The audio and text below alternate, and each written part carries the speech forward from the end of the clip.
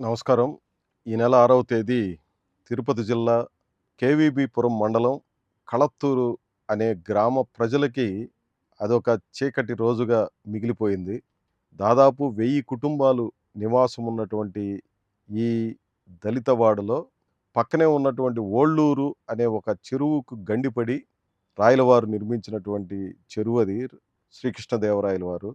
అందుకనే దాన్ని రాయల చెరువు అని కూడా అంటారు. ఓళ్ళూరు గుండ్ల చెరువుని. ఈ చెరువుకి గండిపడి 15 అడుగుల ఎత్తైనటువంటి నీళ్లు ఊరు మీద వచ్చి పడ్డాయి. ఉదయం 7 గంటల నుంచి 10 గంటల వరకు ఆ నీళ్ల ప్రవాహంలో ఏది ఎటు వెళుతుందో అర్థం గాని పరిస్థితి ఏర్పడింది. అదే గనక రాత్రి వేళలో ఆ గండి పడే ఉంటే అసలు ఊహించనంత విషాదం నెలకొని ఉండేది. పగలు అందరూ అందులో ఉదయం 7 గంటలు పనులకు వెళ్ళే సమయం, నిద్ర లేచేసి ఉంటారు గాబట్టి, అది గూడా ఆ గండి పడే సమయంలో కొంతమంది వ్యక్తులు చూసి జనానికి సమాచారం అందించారు గాబట్టి, ఒక్కటంటే ఒక్క ప్రాణం గూడా పోకుండా మనుషుల వరకు, మానవులెవరూ చనిపోకుండా ఆస్తి నష్టము, పశు సంపద నష్టంతో బయటపడ్డారు ప్రజలు. అది ఒక రకంగా సానుకూల అంశమైనప్పటికీ, జరిగిన నష్టం మాత్రం మామూలు నష్టం గాదు. 30,00,00,000 విలువైనటువంటి ఆస్తి నష్టం సంభవించుంటుంది అని జెప్పి మొదటి రోజే అక్కడ పరిశీలన జేసినటువంటి జిల్లా కలెక్టర్ గారు ప్రకటన జేశారు. అదే మాదిరి పశు సంపద ఎంతగా నష్టం జరిగిందనే విషయాల్ని గూడా స్పష్టంగా చెప్పడం జరిగింది. 1100 పశువులు కొట్టుకుపోయాయని జెప్పి ప్రకటన జేశారు. 980 ఇళ్లలోకి నీళ్లు 10 అడుగులు పైగానే వచ్చాయి. 960 కుటుంబాలకి పునరావాసం ఏర్పాటు చేయాల్సిన పరిస్థితి ఏర్పడింది. 2000 ఎకరాలకు పైగా ఇసుక మేట పడింది. ఇక ఆ పొలాలు పనికొచ్చే పరిస్థితి కూడా లేదు. 170 కరెంటు స్తంభాలు పడిపోయాయి. దాదాపు 2,500 సర్వీసులకి విద్యుత్తు సరఫరా లేకుండా అంతరాయం జరిగింది. ఈ లెక్కలన్నీ నేనెందుకు చెప్తున్నానంటే, ఆ తీవ్రత అర్థం కావడం కోసం. అంతటి నష్టం జరిగింది. ఈ రోజుటికి ఇళ్లలో బురదని నేను ఈ వీడియో చేసే సమయం 11వ తేదీ. ఈరోజు 11వ తేదీ. 6వ తేదీ జరిగింటే 5 రోజుల తర్వాత కూడా ఇంట్లో ఉన్నటువంటి బురదని ఎత్తివేయడం కోసం అవస్థలు పడుతున్నటువంటి పరిస్థితి. దాదాపు జిల్లాలో ఉన్నటువంటి పంచాయతీ కార్మికులు, లేదా మున్సిపల్ కార్మికులు, లేదా రకరకాల రెవెన్యూ సిబ్బంది, స్వచ్ఛందంగా పనిజేయడానికి వచ్చినటువంటి సిపిఎం పార్టీ కార్యకర్తలు, ఎస్ఎఫ్ఐ విద్యార్థులు, ఆ చుట్టుపక్కల గ్రామీణ ప్రాంతాల్లో ఉన్నటువంటి రకరకాల సహాయం చేసే వ్యక్తులు, కొంతమంది పెద్దలు, ఇంకొన్ని సంఘాలు, సంస్థలు ఇన్ని రకాలుగా తోడ్పడుతున్నా ఈ రోజుటికి ఆ పరిస్థితి నెలకొనుంది. అంటే 6వ తారీఖున ఏ పరిస్థితి ఉంటుందో ఆ సాయంత్రానికి అక్కడున్నటువంటి బాధితులతో మాట్లాడితే చాలా స్పష్టంగా అర్థమవుతుంది. నేను ఈ విషయాలన్నీ ఎందుకు చెప్తున్నానంటే, ఆ కళత్తూరు గ్రామం మీద ఒక ప్రకృతి చేసినటువంటి ఒక దాడి ఎంతటి బీభత్సానికి గురి చేసిందో, ఆ ప్రజల కళ్ళల్లో ఉన్నటువంటి ఆ భయాన్ని, ఆ దైన్యాన్ని చూస్తే 100కి 100 పాళ్ళు అర్థమవుతుంది. దగ్గరగా ఎవరైనా. దురదృష్టం ఏందంటే, పట్టించుకోవాల్సినటువంటి ప్రభుత్వం ఏ రకంగా వ్యవహరించిందని చెప్పడం కోసమే నేను ఈ వీడియోను చేస్తున్నాను. వాస్తవంగా తిరుపతి జిల్లా కలెక్టర్ గారు చాలా వేగంగా స్పందించారు. ఆయన విజయవాడలో సమావేశంలో ఉన్న అక్కడి నుంచి ఇమ్మీడియేట్‌గా అధికారులందరినీ అప్రమత్తం చేసి దింపారు. ఆయన గూడా సాయంత్రంకి వచ్చి ఆ గ్రామం అంతా పర్యటన చేసి చేయాల్సినటువంటి చర్యలన్నిటిని కూడా వేగంగా చేయడానికి ప్రయత్నం చేశారు. 6, 7 తేదీల్లో ఇది చాలా యుద్ధ ప్రాతిపదికన జరిగింది.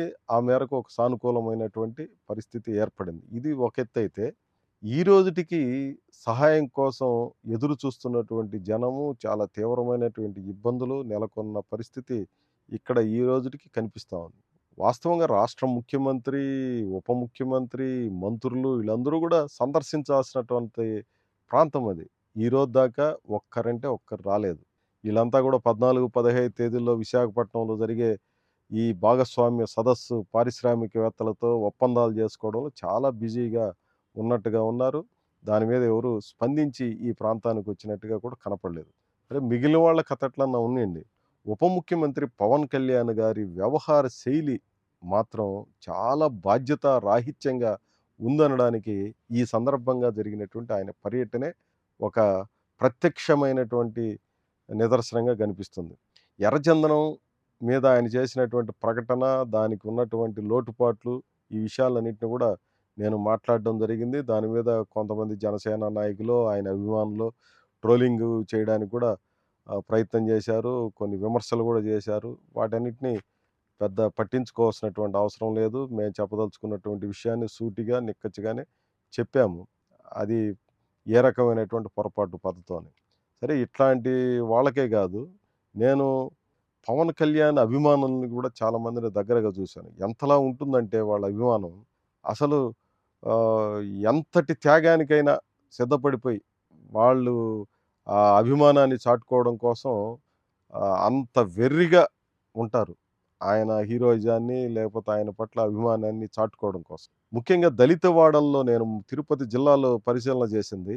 దళిత వాడల్లో ఆయనకి పెద్ద పెద్ద కటౌట్లు పెట్టడము, బ్యానర్లు పెట్టడము, ఆయన మీద అభిమానం చూపించడం కోసం ప్రయత్నం చేసే యూత్ కూడా చాలా పెద్ద సంఖ్యలో ఉన్నారు.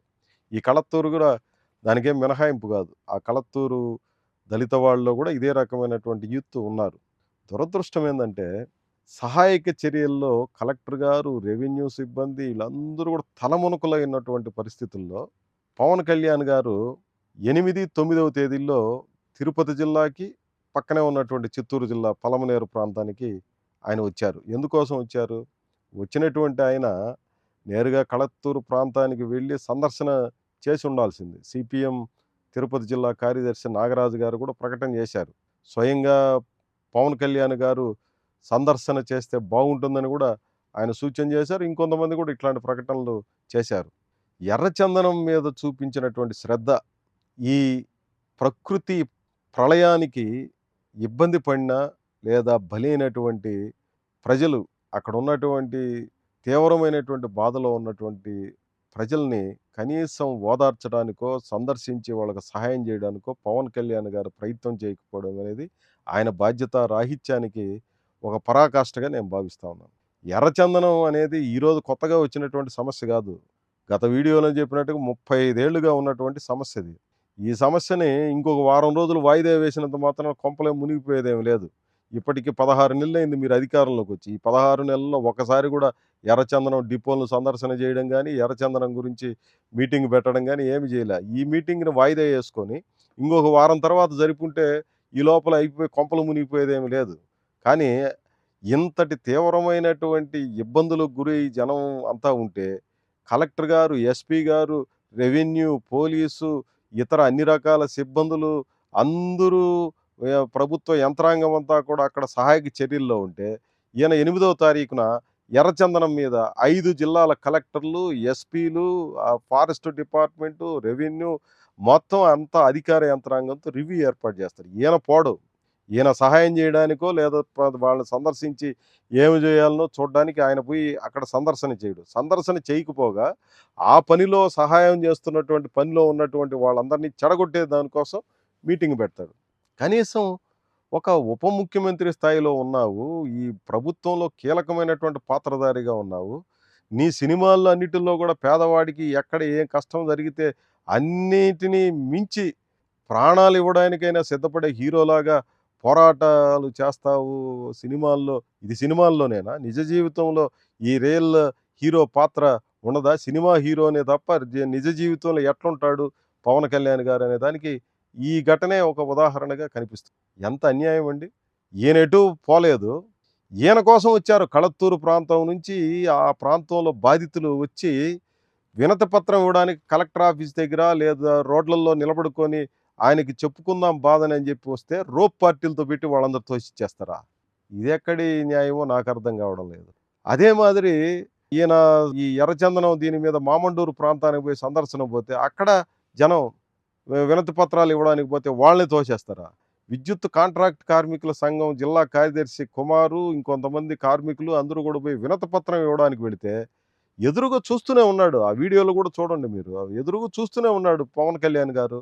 వినతి పత్రం ఉంది. సార్ సార్ అని అడుగుతూ ఉంటే పక్కకు తోసేస్తే ఈయనసలు కనీసం పట్టించుకోకుండా వెళ్ళిపోయినటువంటి పరిస్థితి వీడియోలో స్పష్టంగా కనిపిస్తుంది. ఈ పవన్ కళ్యాణ్ గారికి కలెక్టరేట్‌లో రివ్యూ పెట్టాడని చెప్పి తెలిసి రైతాంగం ఉదయాన్నే వచ్చేశారు. ఉదయం నుంచి సాయంత్రం 4 గంటల దాకా 3 గంటలకి రివ్యూ మీటింగ్ అంటే, ఉదయం నుంచి వాళ్ళు పడిగాపులు పడి వినతి పత్రం ఇవ్వడం కోసం ప్రయత్నం చేస్తే, వాళ్ళందరిని కూడా తరిమేసినటువంటి పరిస్థితి. ఏపీ రైతు సంఘం జిల్లా కార్యదర్శి హేమలత గారు ఓ ప్రకటన చేసింది.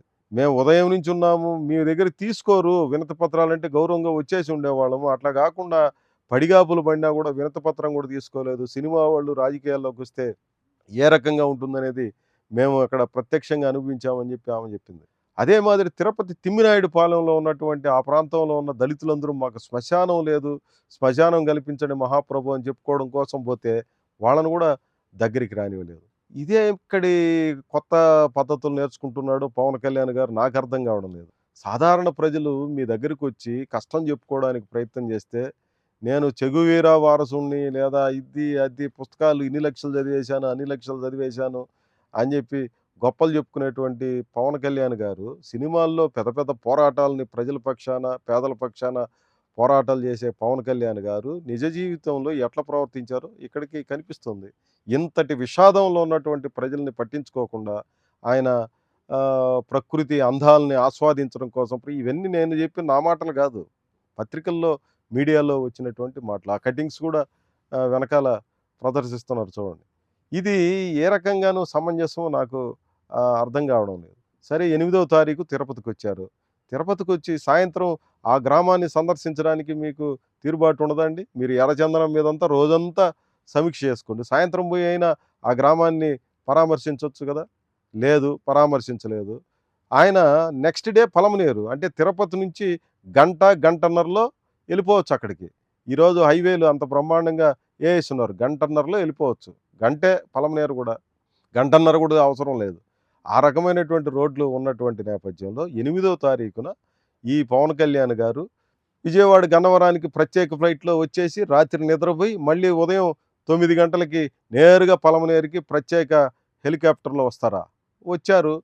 వచ్చినటువంటి వాళ్ళు అంటే తిరుపతిలో ఆడ జరిగినటువంటి ప్రకృతి విలయాన్ని మీరు సందర్శించరు, పట్టించుకోరు. సరే వదిలేయండి. Next day పలమనేరుకొచ్చారు. పలమనేరుకొచ్చినప్పుడైనా ఈ రకంగా ఏమన్నా అవకాశం ఉంది. ఆ ముందు రోజు ఏమన్నా అర్జెంట్ పనులున్నాయో తెలీదు. ఆయన కూడా ఏం ప్రకటన చేయలేదు.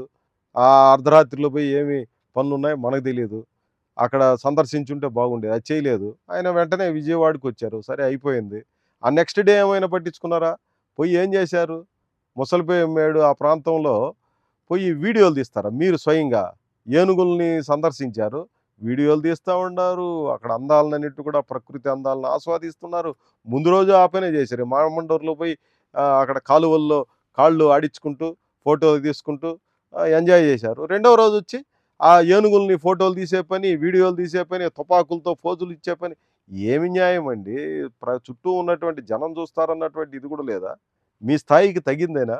ఒక ఉప ముఖ్యమంత్రి అంటే మీకు ఎంతో అభిమానంతో ప్రజలు 20కి 20 సీట్లు గెలిపించి మిమ్మల్ని అసెంబ్లీకి పంపిస్తే మీరు కష్టాలను పట్టించుకొని వాటన్నిటిని మాట్లాడాల్సినటువంటి పవన్ కళ్యాణ్ గారు మీరు ఈ రకంగా ప్రవర్తించడం ఏ రకమైనటువంటి న్యాయమో నాకైతే అర్థం కావడం లేదు. అసలు ఒక రకంగా షాకింగ్ లాగా ఉంది మీ ప్రవర్తన. ఇంతవరకు నాకు తెలిసి ఏ రాజకీయ నాయకుడు ఇంత ధైర్యంగా పక్కనే ఇంత విలయం జరిగుంటే పట్టించుకోకుండా ప్రకృతి అందాలను ఆస్వాదించేటువంటి పద్ధతిలో ప్రవర్తించారంటే మీ ప్రవర్తనకి ఒక రకంగా హ్యాట్స్ ఆఫ్ చెప్పాల్సిన ఇది కనిపిస్తుంది. రాజకీయాలకి మీలాంటి వాళ్ళు అవసరమా? ఈ రకమైనటువంటి పద్ధతుల్లో ప్రవర్తించే వాళ్ళు ప్రజలను అవమానం చేసినట్టు కాదా? కనీసం ఒకసారి దయచేసి ఆలోచించండి పవన్ కళ్యాణ్ గారు. మీకు ఇదొక విజ్ఞప్తి చేస్తున్నాను. సెలవు. నమస్కారం.